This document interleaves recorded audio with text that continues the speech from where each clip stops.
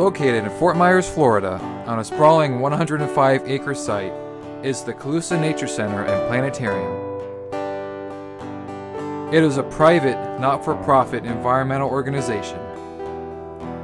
It consists of a museum, nature trails, a planetarium, a butterfly and bird aviaries, a gift shop, and meeting and picnic areas.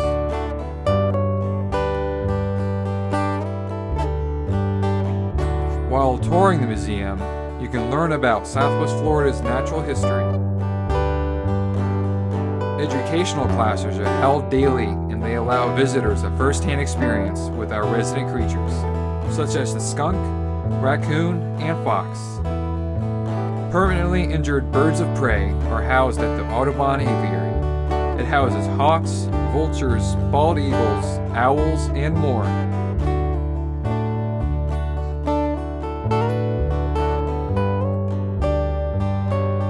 Various reptiles, amphibians, and arthropods are also waiting for you.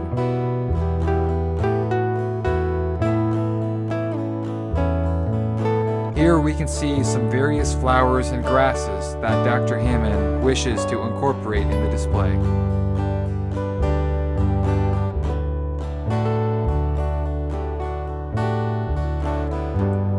He wants to represent the two different families of plants, monocots and dicots.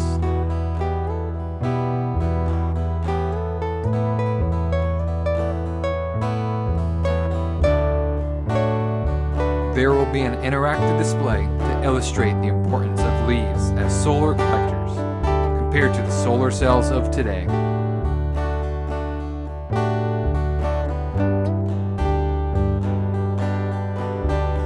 The display plans to showcase the importance of plants in our local environment. It also highlights the importance of pollination, specifically the roles bees play in competition with other pollinating insects.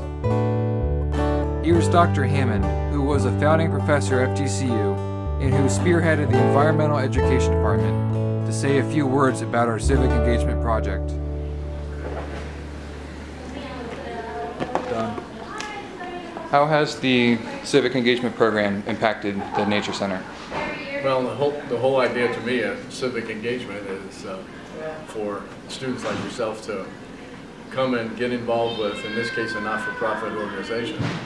And the Calusa Nature Center is one who's been around here a long time, and during the recession got in financial difficulty, and so the fact that you and 3 other teams have come in as students and helped us take a bare bones exhibit that we have created but didn't have the money to be able to finish up the interpretive stories allows us now to kind of finish that up. And one group has done the Calusa River session, another group has done the sea turtle research session, and we've taken on plants, the least popular of the groups.